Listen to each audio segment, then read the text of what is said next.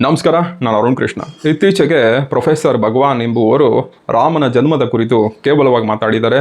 ಅದೇನು ಎಂಬುದಾಗಿ ನೋಡ್ಕೊಂಡು ಬರೋಣ.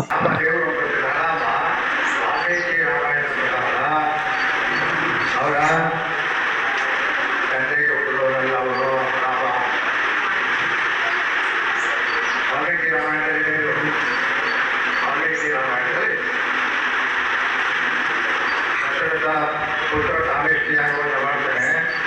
ಆ ಪುತ್ರ ಕಾಮೇಷ್ಟಿ ಆಗಲಿ ರಾಮನ ನಿಯಮ ಏನು ಅಂತಂದ್ರೆ, ಮಹಾರಾಜ ತನ್ನ ಮಹಾರಾಣಿಯರನ್ನ ರೋಹಿತರಿಗೆ ಕೊಡಬೇಕು.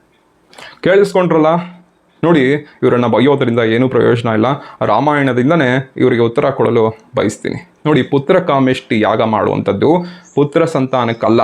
ಪುತ್ರ ಕಾಮೇಷ್ಟಿ ಯಾಗ ಮಾಡುವಂಥದ್ದು ಏನಾದರೂ ದೋಷಗಳಿದ್ರೆ, ಬಂಧಕಗಳಿದ್ರೆ ಪುತ್ರ ಸಂತಾನಕ್ಕೆ, ಅದನ್ನು ಮಾಡೋದ್ರಿಂದ ನಮಗೆ ಸಂತಾನ ಪ್ರಾಪ್ತಿಯಾಗುತ್ತೆ. ಅಂದರೆ ಇದೊಂದು ದೇವತಾ ಪ್ರಾರ್ಥನೆ. ಇದನ್ನು ಹೇಗೆ ಅರ್ಥ ಮಾಡ್ಕೋಬೇಕು ಅಂತ ಹೇಳಿದ್ರೆ, ಫಾರ್ ಎಕ್ಸಾಂಪಲ್, ಒಂದು ಕಾರು ರಸ್ತೆಯಲ್ಲಿ ಚಲಿಸ್ತಾ ಇರುತ್ತೆ. ಚಲಿಸ್ಬೇಕಾದ್ರೆ ಮಧ್ಯಭಾಗದಲ್ಲಿ ಒಂದು ಬಂಡೆ ಎಲ್ಲೋ ಬಂಧಕವಾಗಿ ನಿಂತಿರುತ್ತೆ.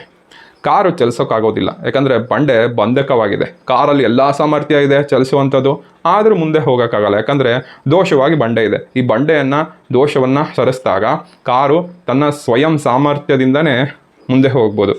ಅದೇ ರೀತಿ ದಶರಥನಿಗೆ ಎಲ್ಲ ಸಾಮರ್ಥ್ಯ ಇತ್ತು. ನೋಡಿ, ಇದನ್ನು ಹೇಳೋದಾದರೆ ದಶರಥನಲ್ಲಿ ಸಮಸ್ಯೆ ಇರ್ಬೋದು, ಗರ್ಭದೋಷ ಇರ್ಬೋದು, ರಾಣಿಯರಲ್ಲಿ ಸಮಸ್ಯೆ ಇರ್ಬೋದು.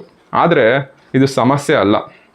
ಯಾಕಂದರೆ ದಶರಥನಿಗೆ ಆಲ್ರೆಡಿ ಶಾಂತ ಅಂತ ಒಬ್ಬಳು ಮಗಳಿದ್ಲು.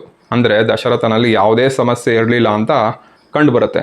ಅದನ್ನು ವಾಲ್ಮೀಕಿ ರಾಮಾಯಣದಲ್ಲೇ ಹೇಳಿದ್ದಾರೆ. ಅದರ ಪ್ರಮಾಣ ಶ್ಲೋಕವನ್ನು ಹಾಕಿರ್ತೀನಿ. ಈ ದಶರಥನಿಗೆ ಶಾಂತ ಅಂತ ಒಬ್ಬಳು ಮಗಳಿರ್ತಾಳೆ.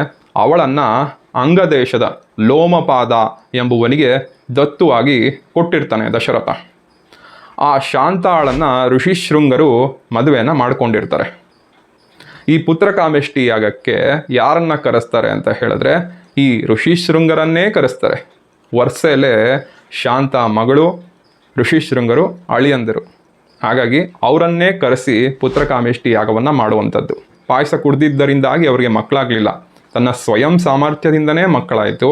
ಆದರೆ ಮಕ್ಕಳಾಗಬೇಕಾದ್ರೆ ಏನೋ ದೋಷ ಇತ್ತು, ದೇವತಾ ಪ್ರಾರ್ಥನೆ ಮಾಡಿದಾಗ ಸರಿ ಹೋಯಿತು ಎಂಬುದಾಗಿ ರಾಮಾಯಣ ತಿಳಿಸ್ಕೊಂಡು ಹೋಗುತ್ತೆ. ನಿಮ್ಗೆ ಏನೇ ಸಮಸ್ಯೆ ಇದ್ರೂ ಕೂಡ ಕಮೆಂಟ್ ಸೆಕ್ಷನಲ್ಲಿ ಹಾಕಿ, ನಾನು ಬಗೆಹರಿಸಲು ಪ್ರಯತ್ನ ಪಡ್ತೀನಿ ಅಂತ ಹೇಳ್ತಾ, ಎಲ್ರಿಗೂ ಒಳ್ಳೆಯದಾಗಲಿ.